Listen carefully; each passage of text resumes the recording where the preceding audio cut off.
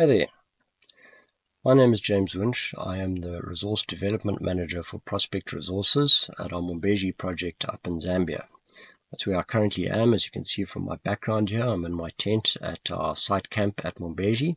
The purpose of this video today is to give you a talk through of the stock exchange announcement that we put out on the induced polarization that has been conducted at Mumbezi. And we're going to look at what's got us seriously excited now, which is the Nyungu corridor, so the IP results for our survey outcome. And let me go down to it here, and you'll see here it is.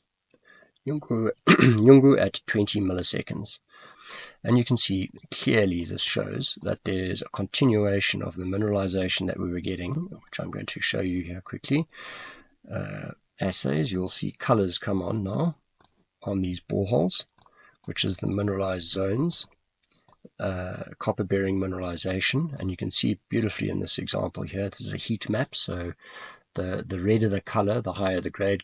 And you can see the trend of that. We're looking in 3 dimensions now, and you can see the trend of that, following my cursor there, going from these intercepts in the boreholes running into this IP anomaly at Nyungu Central. So that got us really excited, particularly as one of those old boreholes from the predecessor company who operated on this license intersected the 40-meter interval of plus 0.15% and above copper sulfide mineralization in there.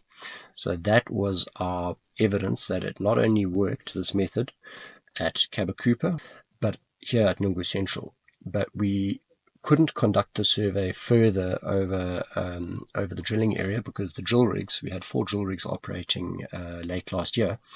The vibration and the frequencies and the electrical discharge from the drill rigs interferes with the signal acquisition of the geophysics. However, what we have managed to do is secure via a very serendipitous happenstance the source data that was done when it was done on the original geophysics survey at Mumbezi in 2000 and 2001 by Anglo-American Corporation of Zambia, one of the predecessor operators of this and on this license.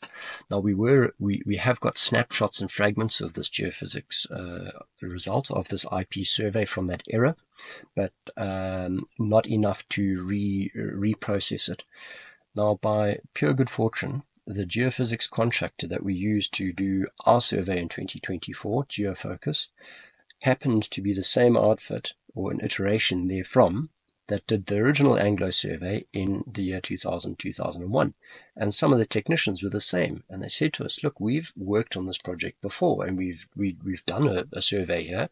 We're pretty sure we've got the old metadata, the raw data. So they dug through CDs and turned old computers upside down and shook them, and out popped, after a great deal of effort, the raw data, which we've brought back in, reprocessed, and portrayed, which is now what we put out in a stock exchange announcement. I'm going to scroll back out here and show you now what this looks like. And you can see that there's this magenta color has now popped up.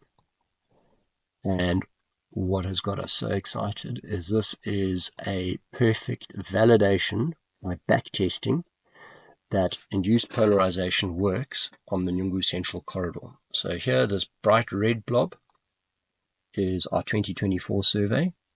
This magenta light red blob is the Anglo data from 24 years ago. So we're getting concurrent, beautifully congruous anomalies on our IP, so we know they're matching. And then it runs through what became the drilling area, and you can clearly see this response profile. Over here, where we've got our ore zone mineralization defined in the Nyungu Central corridor.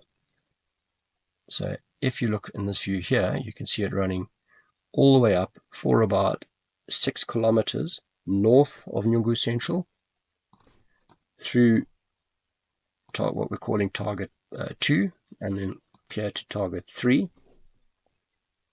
And then the revelation, the third revelation, has been Nyungu South down here, which is about 4 k's over my left shoulder in that direction. And that was drilled. It did have about 10 boreholes put into it over the course of the preceding 10 years by the predecessor company operating on this license, but with traces of mineralization, some good hits, but it wasn't consistent. With this geophysics, we can see that the actual anomaly that is more promising is about 600 meters north of where this drilling had been targeted, and that is where I'm going to highlight now with the cursor, where that arrow is, where it comes virtually to surface. And what we've done, in fact, you can see that this shell terminates flat on surface up here, even shallower than what was drilled over here. Now, what's got us really excited here is we are doing a variation of soil geochemistry to pick up copper in the soil, but sampling ant hills. Now, up here in northwestern Zambia, the ant hills are huge. There's a huge amount of termite activity, and these ant hills are the size of buildings, 2, 3, 4, 5 plus meters high, and they bring very, very busy animals. They bring up material from as low as the water table and bring it to surface, directly to surface, and it gets through all sorts of impermeable layers that would block a normal geochemical dispersion cloud. They bring it directly through that to surface. You sample the ant hill, and there's a lot of ant hills. We've got a beautiful coverage. We've carpeted this area, and we've got anomalous termite results developing now above these geophysics anomalies, which is just really, really exciting.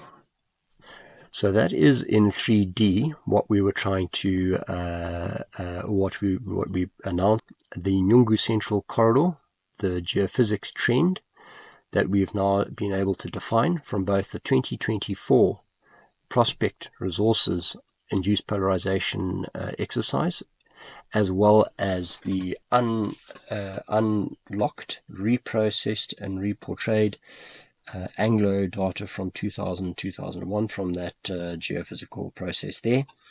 We've got beautiful congruency between our survey and that survey from 25 years ago, where it overlapped.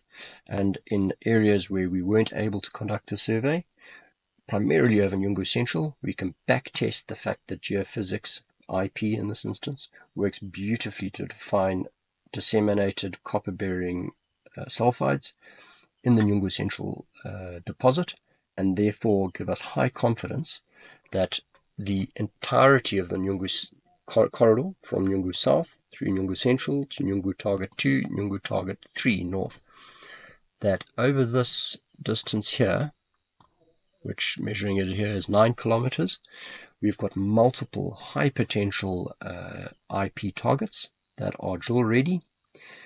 They are shallow to subsurface subcropping, and they present as very promising targets for our phase 2 drilling, which is to commence in quarter 2, half 1 in the next couple of months. We are really excited to get the rigs turning on these targets and prove up and determine the yield potential of the exploration target tonnage that we believe this deposit and this license holds, and which we will also be putting that out in quarter 1. And we firmly believe that the testing of these geophysics anomalies will rapidly prove the yield potential of that exploration target tonnage range that we're going to be announcing shortly.